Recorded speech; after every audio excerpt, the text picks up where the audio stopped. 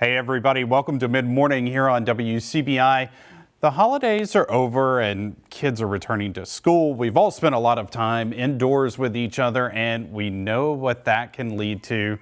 Someone getting sick, and those germs, they're in school now along with your kids. Joining us at the table now is Dr. Keith Watson to talk about all of those things. Good morning. Yeah, we were talking about it right before the show. This is your busy time of year. This is my busy time of year, and you used the perfect phrase. School is a petri dish. Yes. I love that phrase. I'm going to start using that. I will give you credit for it, but I'm going to use it. I'm sure I got it from somebody. All right, so over the break, I heard everything from like flu, RSV to the stomach bug. It's all out there. Everything, and this is the time of year that they're out.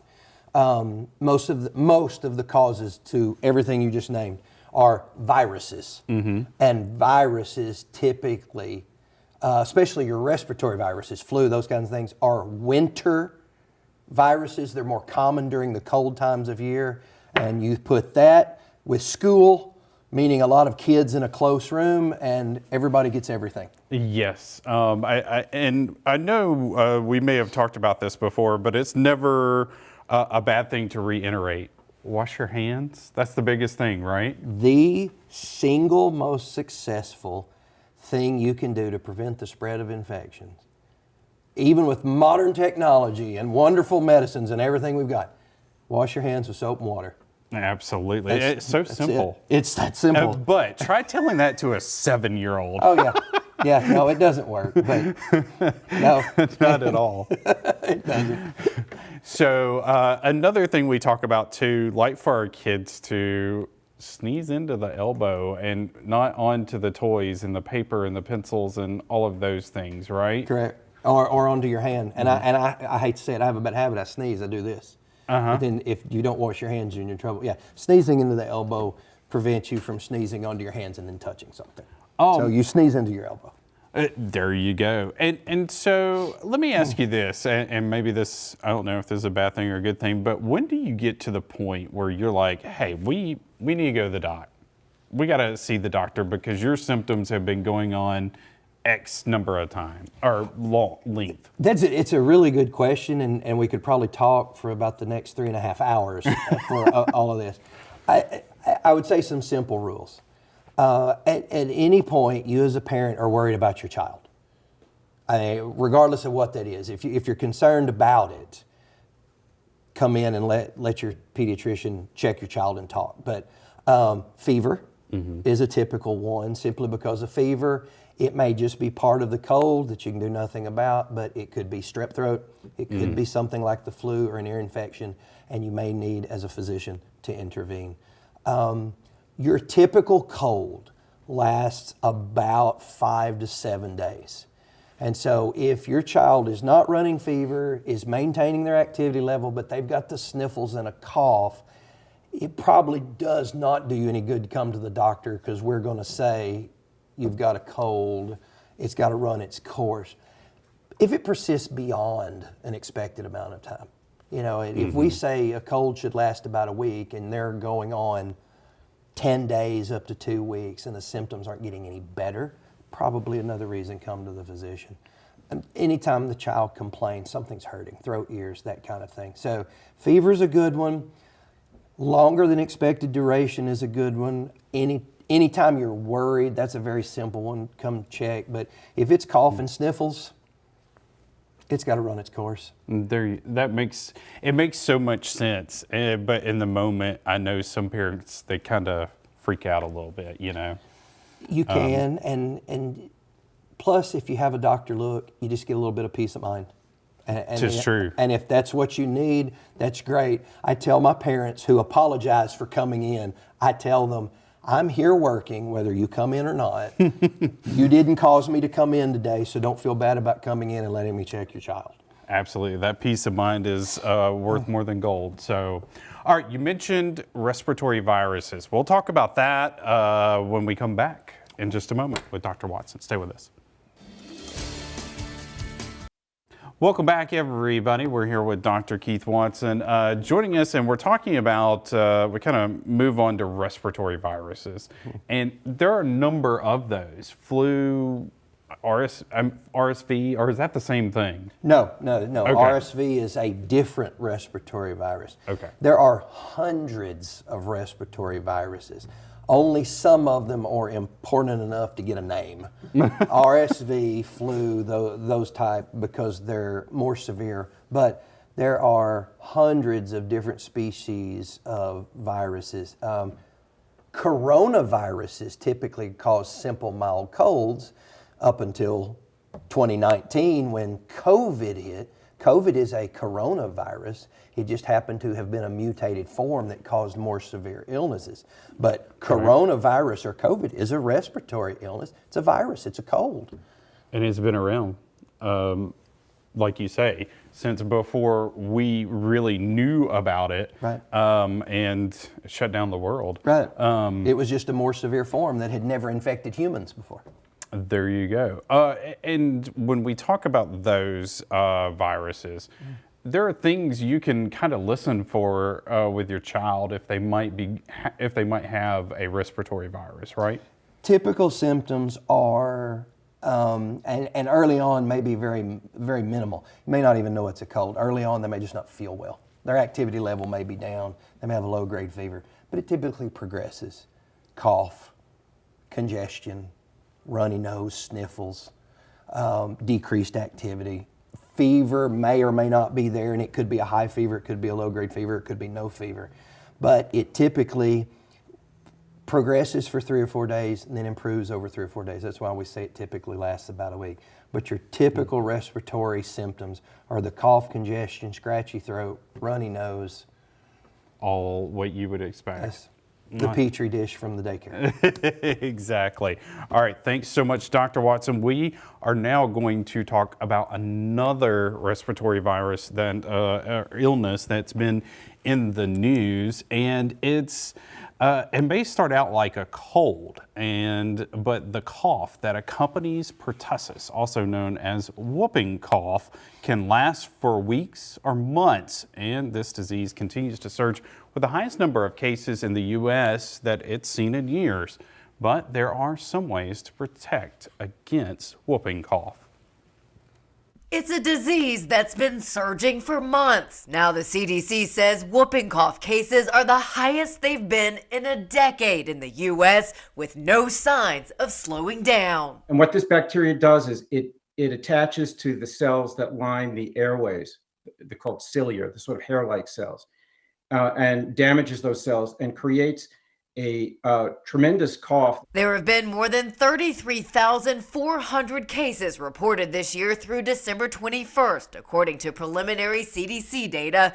Early treatment with antibiotics may lessen the severity of the infection, but experts say this disease is also preventable through vaccination. Prior to the 1940s, when vaccinations were not that common in the United States, about 9,000 kids would die per year in the United States. In the U.S., the vaccine coverage rate that protects against whooping cough was just over 92% for the 2023-24 school year, a decrease from the year before, and coverage for all vaccines decreased in most states. And as this rate drops, the level of infection in the community rises. And so far this year, we've seen about 6 times more whooping cough than we did last year. Those at highest risk of getting severely sick include young children, those with certain medical conditions like asthma, and anyone with a weakened immune system. We can vaccinate children, and we really need to get back to sort of a sane environment where parents are really taught that these childhood illnesses are unnecessary. For the first time, the Food and Drug Administration establishes lead limits for processed baby foods. Under the new guidelines, baby food manufacturers should have no more than 10 billion parts per billion of lead in baby yogurts, custards, puddings, and processed fruits and vegetables. Root vegetables, which typically contain the highest levels of lead from the soil, should have no more than 20 parts per billion of lead. The guidance does not cover infant formula, beverages, or snack foods. This is not an enforceable action. Child advocates say the guidelines are largely ineffective, noting nearly all baby foods already comply with those limits. Going through labor can be tough for any expectant parent, but it can be especially challenging for Black mothers whose voices aren't always heard by hospital staff. As Dr. Malika Marshall reports, a program in Boston is trying to improve the labor and delivery experience for moms of color. At 35, LaToya Baskin was thrilled to be pregnant with her first child, Jason, but she had concerns about giving birth. I've definitely heard and seen stories about how it's just harder or just more, you have to advocate for yourself a little more as an African American. We know that there are inequities or differences in the way that Black individuals or individuals of many different backgrounds either experience their labor and delivery care or their ultimate outcomes. Dr. Allison Bryant is the Associate Chief Health Equity Officer for Mass General Brigham. She says having a doula or a professional support person can help decrease C-section rates, improve the patient experience, and promote breastfeeding. But they can be expensive. So Mass General Brigham started a program called Birth Partners, which pairs a doula with an expectant parent of color free of charge. LaToya was matched with Aisha Lee, who's been a doula in the Boston area for 30 years. When I advocate, I'm advocating to the patient, not to the nurses. So I'm guiding her, telling her if she's not liking what's going on, how do you feel about that? I don't like this, I don't like this. Once she tells me what she don't like, I then guide her how to tell them what she doesn't like about it, so her voice is being heard. So how many ounces are you feeding them now? Aisha met with LaToya before, during, and after delivery and quickly became a member of her birthing team. Another person in my village to help me along the way. What are you doing, silly? Even if I haven't seen him in 3 months, when I step in the door and I start talking to him, they remember my voice. The same voice that helped LaToya get the type of delivery she wanted. Dr. Malika Marshall, CBS News, Boston. New rules from Washington could affect your credit score. We take a look when Mid-Morning continues. Welcome back, everybody. Depending on your age and stage in life, the financial pressure you feel can change. It's tough to save for retirement when you are just trying to make all of your bills. That certainly holds true for folks in their 40s, prime earning years to be sure, but also when expenses start mounting.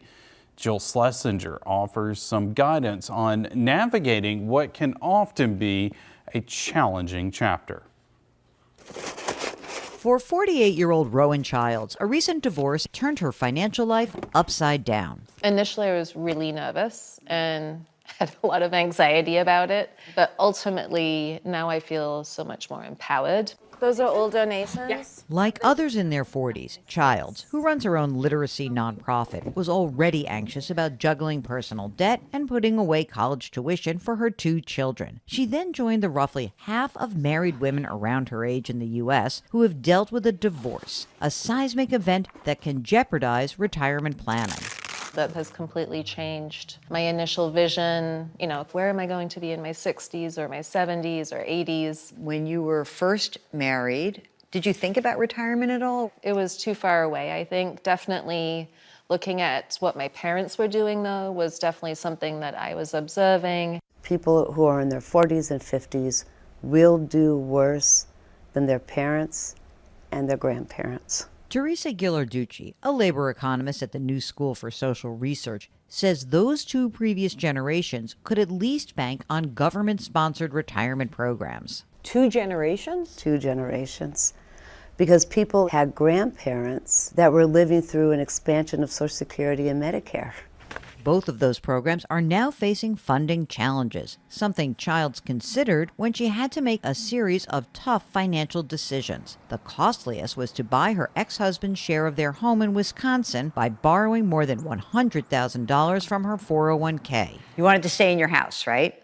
I did want to stay in the house. It was also because my daughter needed to be in the same school district. To me, it didn't make sense to sell the house and then buy a house in the same school district, probably at even more. Borrowing from a retirement plan, as Rowan Childs did, should be a last resort, because if you lose your job, the loan must be repaid in full, or you may have to fork over taxes and penalties. And if you're in your 40s, paying for a child's college should take a back seat to protecting your own savings.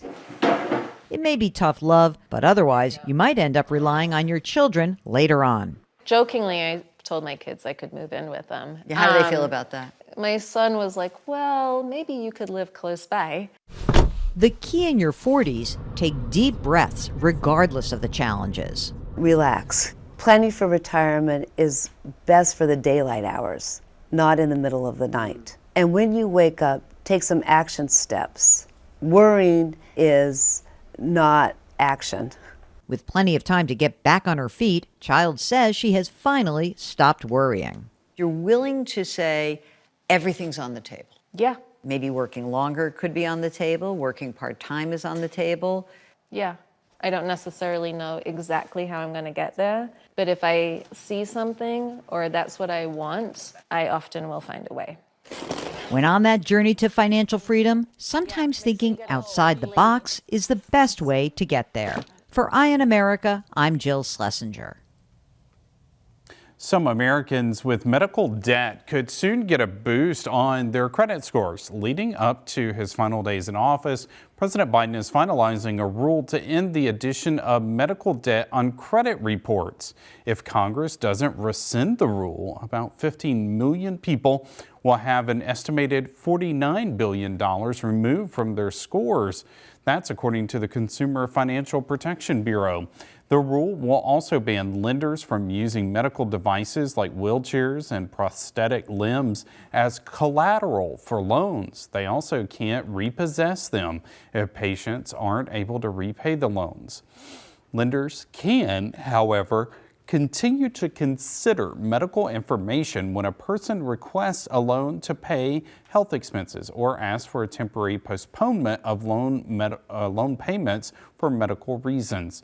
The rule will take effect 60 days after it is published in the Federal Register. Meta is making major changes to its content moderation. Founder Mark Zuckerberg says Facebook and Instagram will get rid of fact checkers. They will be replaced with community notes, which are user-generated. These adjustments come on the heels of President-elect Donald Trump's criticism of the platforms for what he said was the censoring of conservative-leaning opinions. Zuckerberg says these changes could result in more harmful material being displayed on accounts. Well, if you're feeling a little hungry, McDonald's wants its customers to say, "I'm loving it again." The restaurant chain rolls out a new value menu that's said to be its biggest change in several years. Dubbed the McValue, it's the company's attempt to lure back customers who have been put off by higher prices. The value menu offers a buy one, add one for $1 option, along with other drink and food deals. The average price of its items at the fast food giant have risen about 40% since 2019. Which has resulted in slumping sales. The latest tech is on display this week in Las Vegas. When we come back, we look at what's generating the most buzz. Stay with us. Welcome back. Tech companies from around the globe are in Las Vegas this week to show off the latest innovations. And this year, there are 2 letters on everyone's lips. From lifelike robots, a little sunshine can definitely brighten the day, to a tractor that can operate on its own, thousands of items are now being powered by one thing. A lot of AI. I think AI is going to touch every single thing pretty much that we see here. Artificial intelligence is taking center stage at CES. The technology allows machines to learn from experience and process massive amounts of data in just seconds. And now it's getting even smarter. NVIDIA founder and CEO, Jensen Huang. NVIDIA's CEO says its latest chips are designed to make AI faster and more powerful. the memory bandwidth is 1.2 petabytes per second. That's basically the entire internet traffic that's happening right now. The big takeaway. After the show, I sat down with NVIDIA Vice President Rev Libridian, who says the company is also unveiling NVIDIA Cosmos, an open source platform that allows robots and self-driving cars to learn in virtual reality exactly as they would in real situations. The whole world is at an inflection moment. This new capability we have of essentially manufacturing intelligence is fundamentally going to change productivity in every domain. It's going to touch everything. That we're taking the technology. Competitors like AMD are also rolling out their own solutions, Relentlessly pushing the boundaries of high-performance computing. The latest chips promise to become more affordable, not just for massive companies, but for startups like G1 Intelligent Technologies. The company developed this facial analysis mirror that in just seconds scans your face and offers vital health stats from oxygen levels to how well you slept. Seems that you get sleep well, you are healthy, but you don't get enough relaxation. AI is going to become commonplace. The editor-in-chief of PCMag.com says the end goal of AI is to make life a little easier. AI is supposed to anticipate what you need and bring it to you. This latest generation of AI tech promising a future that's more connected, more convenient, and perhaps more insightful than ever before. Andres Gutierrez, CBS News, Las Vegas. We'll be back to wrap things up after the break. A spider monkey was dressed to impress when it made a daring escape from its owner's home near St. Louis, Missouri, wearing a brightly colored pink tutu. But no worries, it returned home. Ending the day on a funny note. Thanks for joining us, everyone.